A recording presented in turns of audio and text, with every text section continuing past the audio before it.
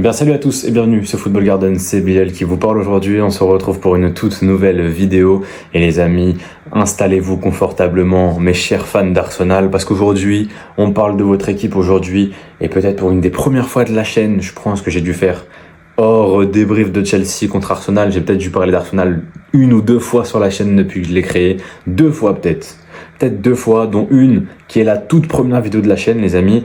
J'ai parlé d'Arsenal en tout premier sur Football Garden, avant même de parler de tous les autres clubs, j'ai parlé d'Arsenal. Et aujourd'hui, on se retrouve aussi pour parler d'Arsenal, pour l'épisode 2, entre guillemets, de ma mini-série, où je fais un peu l'analyse tactique de chaque équipe du Big Six. Et du coup, premier épisode, c'est Chelsea il y a 5 jours. Vous avez explosé les compteurs. Voilà, plus de 6000 vues à l'heure où je m'enregistre. C'est monstrueux. C'est la vidéo qui a fait le plus de vues sur ma chaîne. Donc, merci à tous. Ça fait très plaisir. Et aujourd'hui, deuxième épisode, épisode sur Arsenal. Donc voilà, avant qu'on commence directement, je vais poser les bases. Si vous êtes fan d'Arsenal et que vous cliquez sur mon compte et que vous savez, vous voyez, il y a que du Chelsea sur la chaîne, ne vous inquiétez pas. Abonnez-vous les amis, parce que justement, moi, je l'ai déjà expliqué plusieurs fois, mais beaucoup de fois, j'ai essayé de créer ce chemin, de sortir de Chelsea pour parler de football, parce que moi, ce que j'aime avant tout, avant d'aimer Chelsea, j'aime le foot. Donc, j'aime toutes les équipes de foot en soi. Dès qu'une équipe joue bien, j'aime, parce que j'aime regarder le football, j'aime regarder du beau football.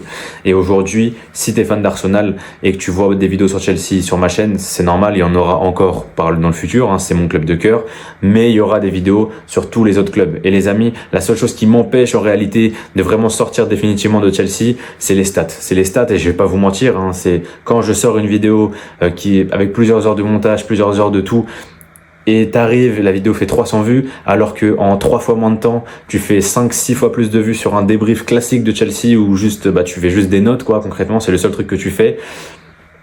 Ça fout un peu la rage et honnêtement après ça donne pas très envie de continuer. Donc voilà, mes frères Gunners, même si on supporte pas la même équipe, on supporte des clubs rivaux, n'hésitez pas à vous abonner, à liker et à partager à vos autres amis Gunners cette vidéo. Et si vous êtes fan de Chelsea et que vous tombez sur cette vidéo là et que vous vous demandez pourquoi je fais une vidéo sur Arsenal, voilà, c'est des choses qui arrivent. On parlera de Tottenham, on parlera de City, on parlera de United, de Liverpool et on parlera aussi d'un autre club. Voilà, restez à l'affût, là, ça arrive bientôt. Mais voilà, l'APL qui arrive, on va essayer d'accélérer un petit peu. Je ferai sûrement pas les 6. Je pense qu'il y en aura peut-être que 3 ou 4. Mais on va tester. J'ai jusqu'au 15 de toute manière pour vous sortir ces vidéos-là. Et on perd pas plus de temps. On parle d'Arsenal aujourd'hui. Donc voilà, installez-vous confortablement. Et on est parti pour l'épisode 2 de l'analyse tactique des clubs de Big Six. Let's go. Du coup, comme pour l'épisode avec Chelsea, on va d'abord faire l'état des lieux des arrivées et des départs. Voilà, on va parler de tous les départs, de toutes les arrivées. Ensuite, on parlera de quelque chose que j'ai pas fait avec Chelsea, simplement parce que Chelsea n'a pas encore commencé sa pré-saison. Arsenal l'a fait, donc on parlera vite fait des matchs de pré-saison, même si, voilà, je vais pas vous mentir, je les ai pas regardés. J'étais au travail pendant la plupart des matchs. Je crois que l'AC Milan c'était tard le soir et les matchs contre Newcastle et Tottenham, j'étais au taf. Donc voilà, je pouvais pas les regarder dans tous les cas. Mais votre équipe me hype énormément, notamment à travers du mercato. Et en fin de vidéo, du coup, ce sera la grosse partie, la grosse majorité de cette vidéo. Ce sera une analyse tactique. On ira sur le tactical board comme j'avais fait avec Chelsea et on essaiera de parler un petit peu tactique, de parler comment Arsenal va jouer et est-ce que Arsenal peut enfin gagner la première ligue. Si vous l'avez vu au titre, est-ce que cette fois c'est la bonne? Après 3 saisons consécutives à finir deuxième, est-ce que c'est la 4e fois c'est la bonne? Est-ce qu'on peut le dire? Et ça on verra ça à la fin de la saison et je vous donnerai à la fin de cette vidéo peut-être un petit prono en attendant ma vidéo prono du classement de première ligue qui sortira fin août, je pense à peu près. On commence avec les départs et j'ai été quand même assez surpris de voir qu'Arsenal n'avait pas vendu. Voilà, il n'avait pas vendu. Vous affiche du coup toutes les ventes. On a en tête de liste Nuno Tavares, vendu seulement 5 petits millions à la Lazio Rome. Il avait fait un très bon prêt du côté de la Lazio l'année dernière, notamment en première partie de saison, il avait été explosif. Et voilà, la Lazio qui a signé le joueur définitivement. Marquinhos, l'ailier droit brésilien qui est arrivé très très jeune, on s'en souvient, du côté d'Arsenal, qui a été revendu au Brésil pour 3 millions d'euros. Malheureusement, ça a été compliqué pour lui, ça ne l'a pas fait. On a ensuite Tierney et Jorginho qui sont partis libres du côté du Celtic et de Flamengo pour Jorginho. Donc voilà. Et enfin, Tomiyasu et Partey qui sont sans club actuellement, ils sont aussi partis libres, mais ils n'ont pas retrouvé de club. Voilà, Thomas Partey, on le sait, Bon, voilà, les affaires sont bizarres. Et Tomiyasu, malheureusement, beaucoup de blessures pour lui. Et bah, c'est aussi pour ça qu'il a aussi... je sais pas si c'est une rupture de contrat ou s'il est en fin de contrat. Mais voilà, dans tous les cas, il n'a pas de club pour le moment. Ça fait donc seulement 8 millions de ventes. 8 millions. On sait qu'il y a Trossard qui peut peut-être partir. Mais Trossard va pas partir pour très cher, honnêtement. Donc, est-ce que tu peux vendre peut-être Reiss Nelson, des joueurs comme ça. Mais est-ce que vraiment ça va t'apporter beaucoup de thunes? À voir. En tout cas, Arsenal, selon moi, vend beaucoup trop peu. Et surtout quand on voit qu'ils ont quand même beaucoup dépensé sur le mercato, il faut faire plus de ventes pour moi, pour être sûr d'être tranquille niveau fair play financier, niveau finance, etc. Même si évidemment on est en première ligue et que à peu près tous les clubs de PL sont financièrement très stables et que tu peux lâcher des moins 300 millions sur un mercato, tu n'auras pas réellement de soucis. Mais voilà, la réalité c'est que tu as vendu que pour 8. Donc voilà, attention quand même. On passe aux arrivées les amis, et là j'en ai du coup 6. J'en ai 6 avec en tête de liste là encore, mais là on va commencer par en bas, Kepa, dont j'ai parlé du coup lors du premier épisode concernant Chelsea, qui est arrivé pour 6 millions d'euros. Avec Kepa, tu récupères probablement le meilleur gardien remplaçant du championnat. Donc voilà, avoir une doublette Raya Kepa, c'est vraiment pas mal. Norgard en provenance de Brentford contre 12 millions. Norgard, c'est un joueur que je kiffe. Voilà, pour ceux qui savent pas, j'en ai parlé qu'une fois ou deux sur la chaîne, hein, mais il y avait une époque, sur une autre chaîne YouTube, c'était il y a 4-5 ans. Du coup, même 5-6 ans, c'était en 2019-2020 dans ces eaux-là. Brentford était en D2. Et si je dis pas de bêtises, Norgard était déjà là. Norgard était au milieu de terrain avec les Da Silva, etc. Et je kiffais l'équipe de Brentford. Et Brentford aujourd'hui est un club installé de première ligue qui malheureusement a beaucoup de pertes, hein, les Mbeumo, Thomas Frank, Norgard, du coup, Wissa qui va aussi partir là selon les dernières sources. Donc voilà, Brentford c'est compliqué, mais en tout cas Norgard c'est un joueur que j'ai toujours kiffé. Maintenant il a 31 ans, est-ce qu'il arrive pas un peu trop tard pour peut-être apporter vraiment quelque chose d'Arsenal? Mais en tout cas on verra. Moi je trouve que c'est peut-être un Jorginho bis. Tu prends Jorginho au même âge que Norgard et ce qu'il va t'apporter, en fait ce qu'il a apporté jusque là, ça tu sais pas, tu peux pas savoir, et en plus de ça ce serait plus en doublure. Donc voilà, on verra. Moi personnellement je mets pas non plus beaucoup de réserves sur le transfert parce que c'est un joueur que je trouve vraiment intéressant et très très bon. Maintenant voilà, il y a quand même certains doutes, notamment du point de vue de l'âge et ce qu'il va peut-être pouvoir apporter au club. Et là on parle d'âge, mais on va totalement à l'opposé. Mosquera, le plus jeune joueur acheté par Arsenal cet été, 15 millions en provenance de Valence. J'aime beaucoup le profil, c'est un joueur qui balle au pied et très très intéressant, et on va le voir dans le link-up d'Arsenal. C'est très important d'avoir des défenseurs qui sont forts avec leurs pieds, parce que forcément quand tu veux H24 relancer court, et forcément faut avoir de la qualité technique, et Mosquera pour moi c'est le profil qu'il faut. Maintenant attention, c'est pas non plus l'assurance de risque, notamment défensivement. Maintenant quand tu joues à Arsenal, t'as quand même beaucoup moins de situations où tu dois intervenir défensivement. T'en auras quelques-unes, oui, mais t'auras vraiment la majorité du temps le ballon. Donc ça c'est, on va dire, un point qu'il va falloir améliorer, mais c'est pas non plus ultra problématique. Et ensuite on passe aux 3 grosses recrues d'Arsenal cet été. Noni Madueke en provenance de Chelsea, j'en ai lui aussi parlé lors du premier épisode, 56 millions d'euros. J'en ai également parlé sur la chaîne du frérot Randy. On en a parlé il y a quelques semaines maintenant, je sais plus ça fait combien de temps, mais ouais, on en avait parlé. Voilà, le transfert de Noni Madueke de Chelsea à Arsenal. À ce moment-là, c'était pas encore fait. Aujourd'hui, c'est officiel. Voilà, je sais pas s'il a joué déjà, je sais pas, mais en tout cas, voilà, Noni qui est parti du côté d'Arsenal, ça peut être intéressant. On verra comment on pourra l'articuler sur le terrain. Victor Gyökeres en pointe, évidemment, après maintes épreuves, maintes jours de négociation, il a finalement signé du côté d'Arsenal.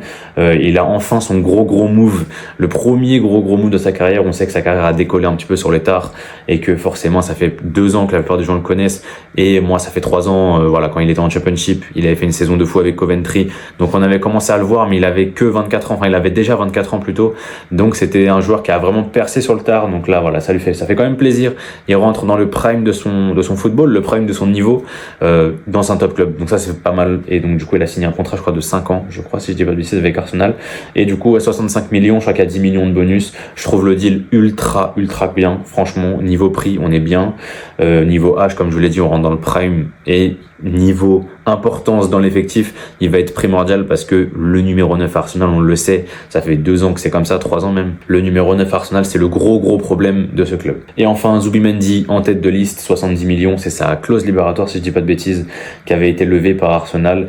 Et joueur ultra intéressant, là, le remplaçant de Partey, tout simplement.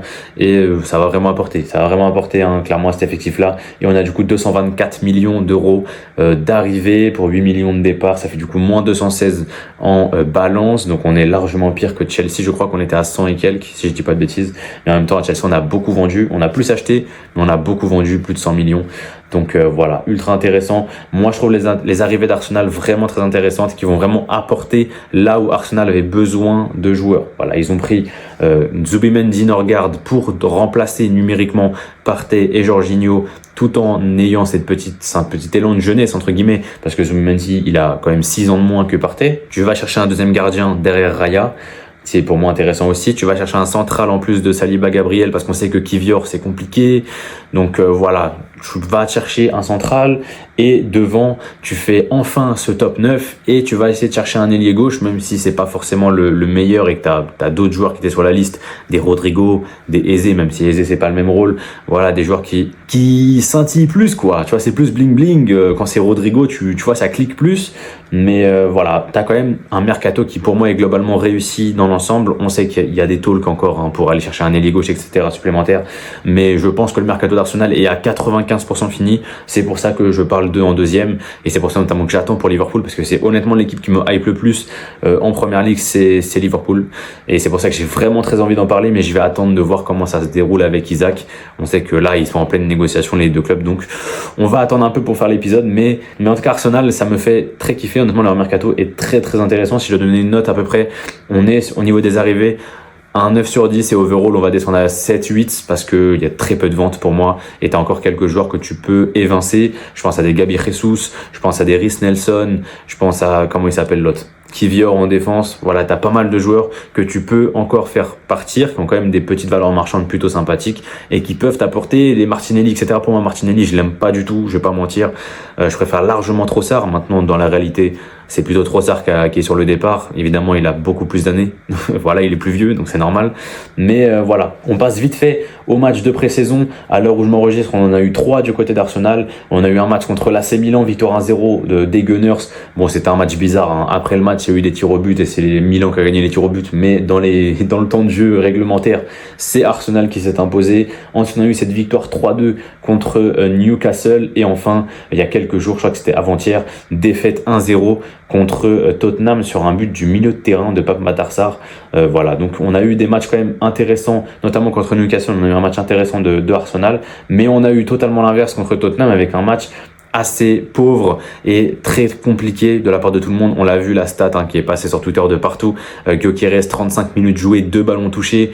Voilà, on a senti que c'était vraiment très compliqué pour Arsenal contre ces Spurs et les Spurs de Tottenham. Attention, Tottenham, ça peut être une équipe sérieuse l'année prochaine, mais en tout cas, Arsenal a montré ce qu'il pouvait faire de mieux et potentiellement ce qu'il pouvait faire de pire sur la saison. Et voilà, du coup j'ai mis le 11 d'Arsenal qui me semble être le meilleur et qui devrait débuter selon moi. À gauche, tu aurais potentiellement Calafiori ici avec Lewis Kelly, mais j'ai mis Lewis Kelly quand même devant.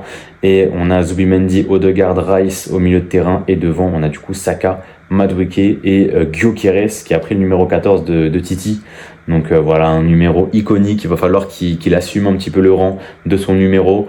Et on a un effectif qui, sur le papier en tout cas, est ultra fort. Franchement, le 11, je le trouve très très très fort. Bien meilleur que celui de Chelsea, si je dois être totalement honnête.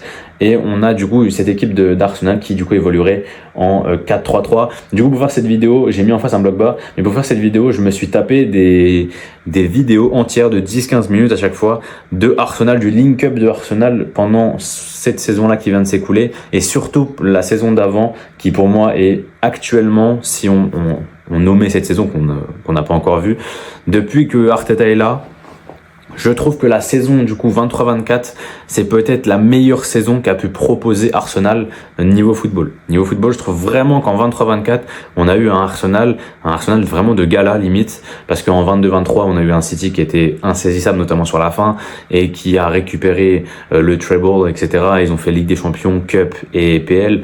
Mais la saison suivante, on a eu un City qui était un peu moins fort, entre guillemets, il était toujours très très fort, mais un peu moins fort, et on a eu un Arsenal qui était bien meilleur, et ça s'est ressenti au niveau du classement, qui était beaucoup plus serré, mais on a eu notamment un Arsenal sur cette saison 23-24 qui, balle au pied, était ultra intéressant, et avait un jeu ultra léché, basé sur le jeu de passe très rapide, très court, et bon là évidemment j'ai mis le jeu en phase offensive, parce que l'immense majorité du temps, on aura Arsenal dans cette disposition-là. Et pour moi, le joueur le plus important, je vais juste mettre le 10 là et le 11 là, voilà, en espèce de 4-4-2 en bloc bas, quoi.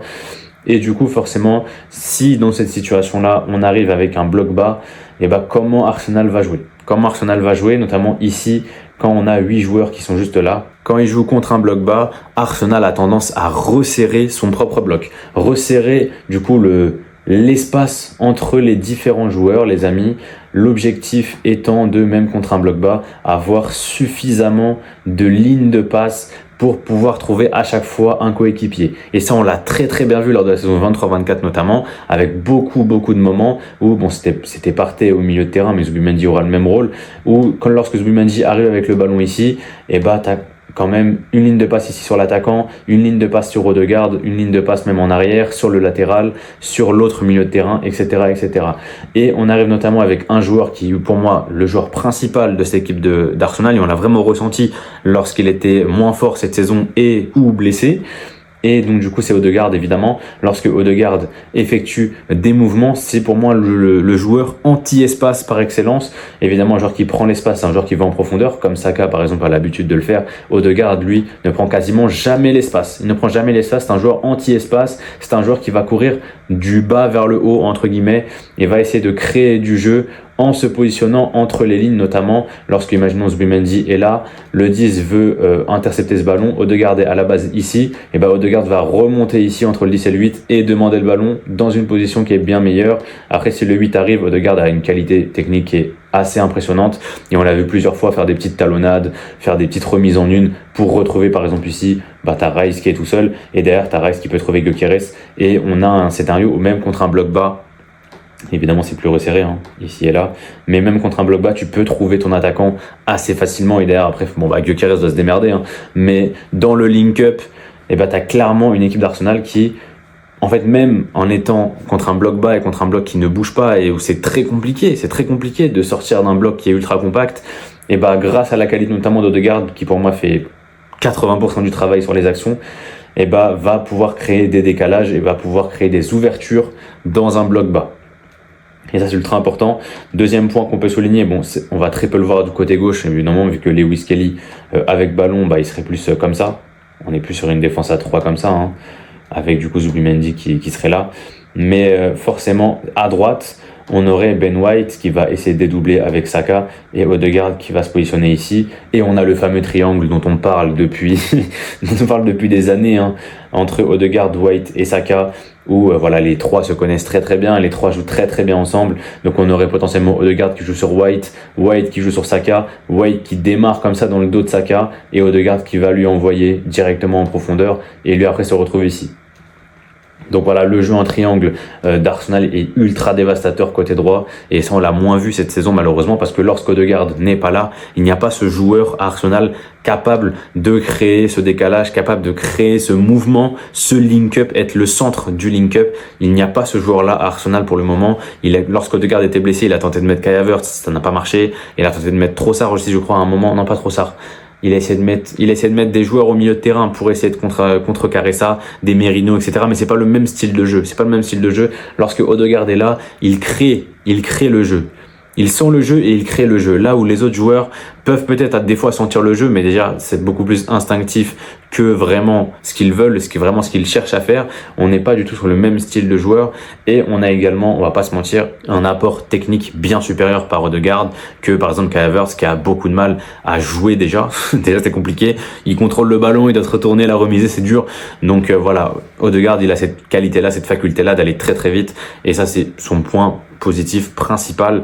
C'est pour ça que je kiffe ce joueur et c'est un joueur qui honnêtement me fait kiffer balle au pied et on a vu son absence cette saison a été ultra préjudiciable pour Arsenal à un moment où on avait vraiment besoin de lui et il était pas là et après lorsqu'il est revenu il était pas au niveau, tout simplement il n'était pas au niveau et on a eu un Odegaard qui a fini sa saison de manière monotone. Voilà, on a eu beaucoup de matchs où Odegaard était passé à côté, où on le sentait hors de forme alors que il était revenu de blessure depuis. Donc voilà, on espère revoir Odegaard à son top niveau pour Arsenal et surtout pour moi c'est lui la pierre angulaire de cet effectif-là ou alors recruter un mec dans son positionnement, voilà, ou alors on en parlera après, il y a peut-être une troisième option, c'est l'option mystère, l'option pour l'interrogation, on en reparlera un petit peu plus tard dans la vidéo, enfin pas beaucoup plus tard, on en reparlera bientôt et voilà, qui peut être aussi une solution de rechange même si pour moi c'est pas non plus l'assurance tout risque. On continue avec l'animation autour du numéro 9 maintenant. Comment Gyökeres peut tirer son épingle du jeu à Arsenal? On le sait, Gyökeres, il a énormément de qualité, il est puissant, il est rapide, il est technique, il a tout pour lui. Et honnêtement, aujourd'hui, je vois très peu d'attaquants qui sont beaucoup plus complets que Gyökeres. Maintenant, ce qu'il a montré en championnat portugais, va falloir qu'il le montre en PL. Et ça, c'est pas pareil. Donc, est-ce qu'il va être capable? Ça, on verra. Mais avec un joueur de la qualité d'Odegaard, on peut imaginer très facilement, par exemple, du coup, comme je vous l'ai dit, le système de tout à l'heure, Zubimendi récupère le ballon ici à peu près. On a le 10 qui essaie de couvrir l'espace, forcément, il est juste, il coulisse. Et du coup, on a Odegaard qui est là de base, qui va remonter ici pour demander le ballon à Zubimendi par exemple, et derrière tu as potentiellement une ligne de passe ici pour Gyökeres, sinon tu peux trouver Rice qui trouve Gyökeres, bref dans tous les cas Gyökeres trouvera la balle à un moment, et même si le 3 essaie de monter, tac, il peut passer dans son dos, etc. Bref, il y a beaucoup de possibilités. Tac, on va remettre lui là, et du coup forcément, lorsque Gyökeres aura le ballon dans les pieds, il aura assez peu d'occasions. On l'a vu contre Newcastle, 2 touches de ballon en 30 minutes. On aura un attaquant qui touchera 25-30 ballons par match maximum. Donc franchement, va falloir qu'il se démerde pour pouvoir trouver des failles, pour pouvoir trouver des espaces. Et ça, c'est le but d'un numéro 9. Est-ce qu'il en est capable, Gyökeres? Je pense que oui. Est-ce qu'il va le faire? J'espère pour Arsenal.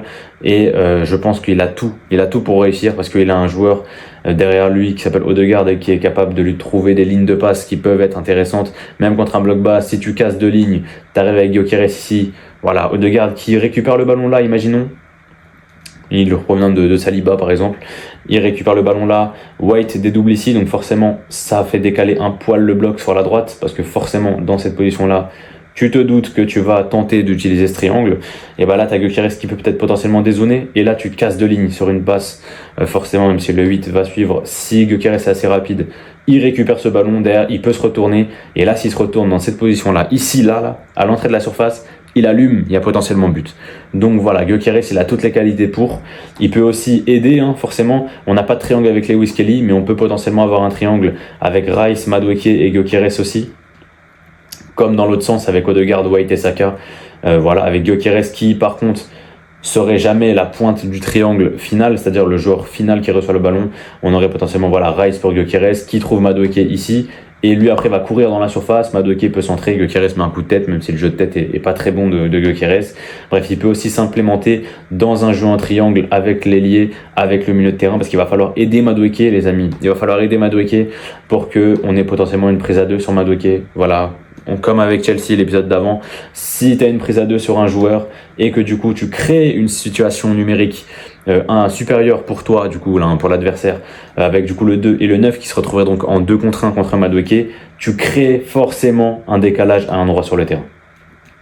Soit tu arrives à décaler Rice, qui derrière peut avancer ici et se retrouver ici avec Gyökeres en 2 contre 1.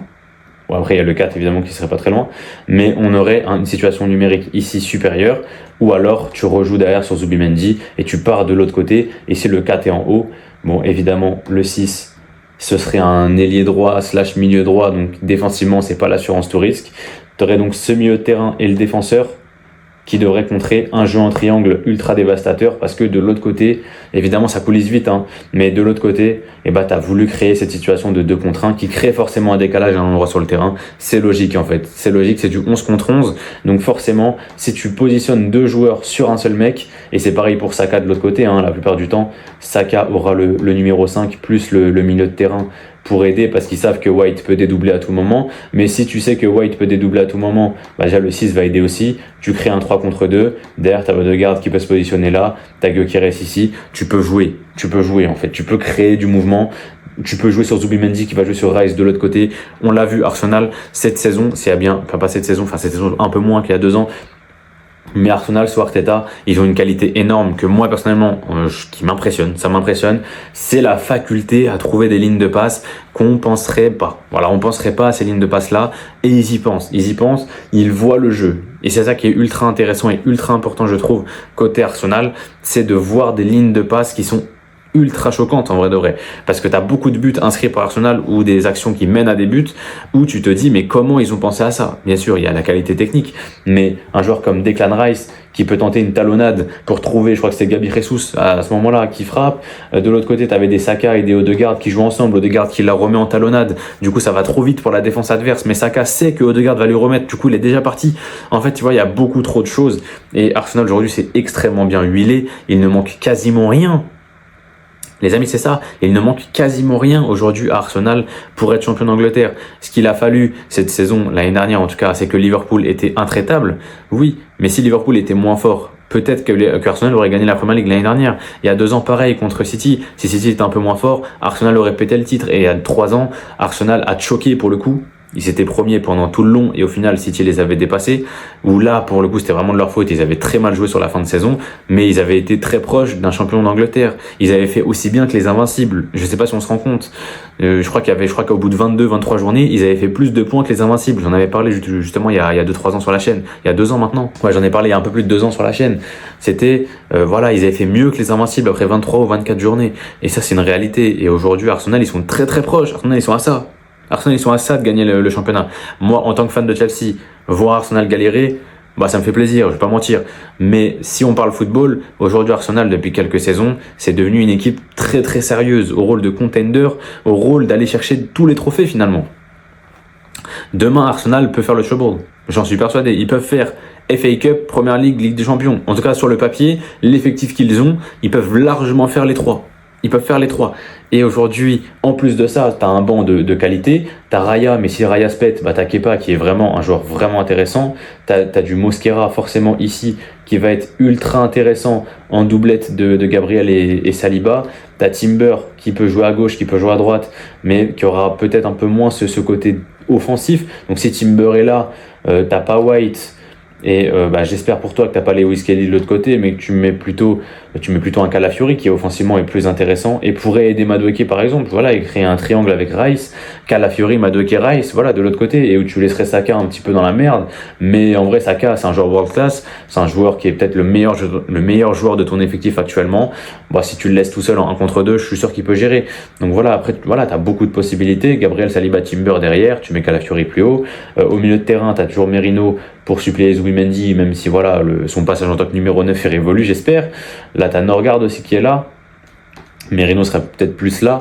Et devant, on aurait Havertz forcément qui peut t'aider. Il peut toujours apporter 2-3 trucs. Voilà, il a un bon jeu de tête. Voilà, il a un bon jeu de remise aussi, même s'il est très lent. On a évidemment Nwaneri. On n'en parle pas assez, je trouve, à mon goût, qui est peut-être un des meilleurs à son âge. Voilà, je pense qu'il n'y a pas grand monde à son âge qui est meilleur que lui.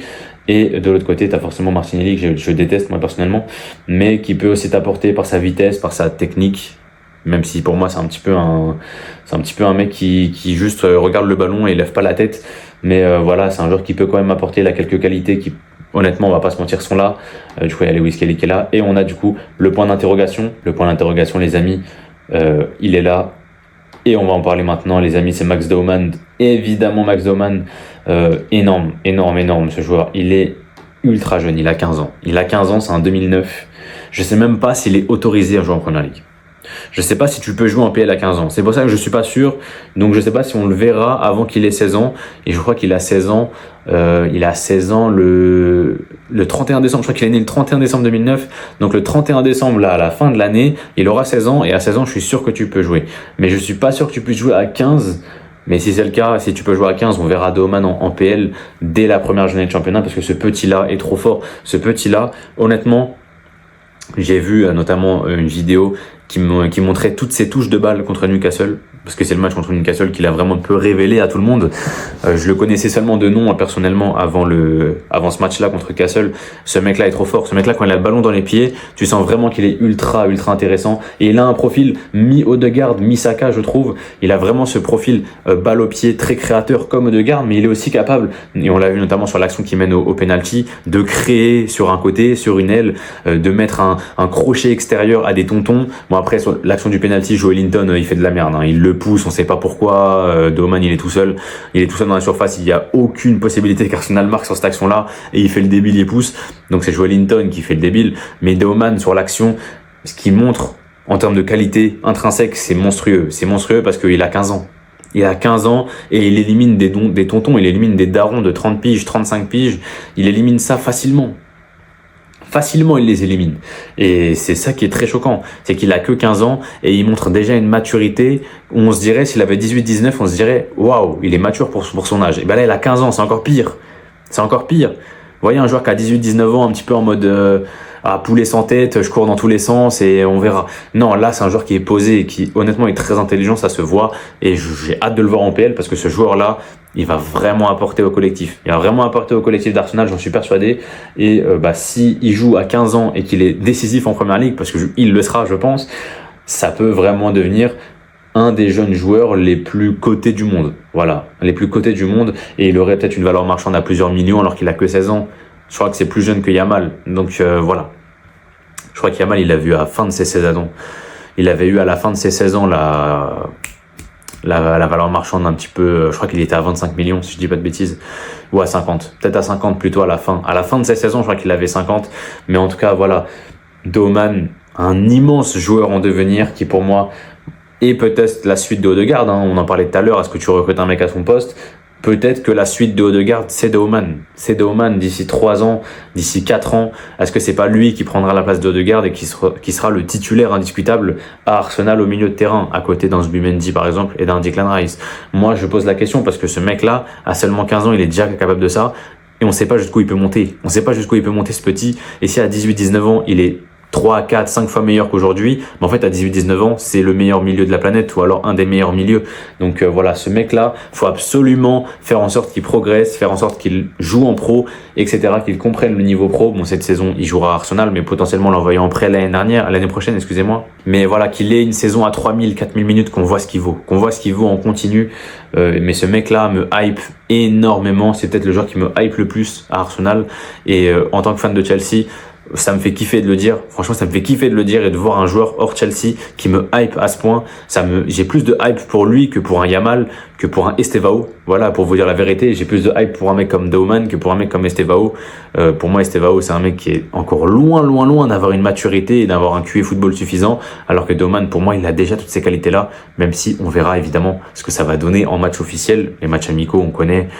On joue pas forcément à 100%. En tout cas, voilà qui met fin à cette vidéo, les amis. J'espère qu'elle vous aura plu. N'hésitez pas à lâcher le petit pouce bleu, à vous abonner en tant que fan de Gunners. Abonnez-vous, les amis. On vise les 5K. On vient de passer les 4K, mais on vise les 5K.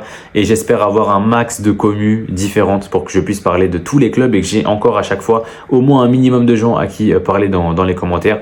Donnez-moi vos avis sur le mercato d'Arsenal, les amis. Qu'est-ce que vous pensez de votre mercato? Et pour ceux qui sont pas fans d'Arsenal, qu'est-ce que vous pensez du mercato d'Arsenal?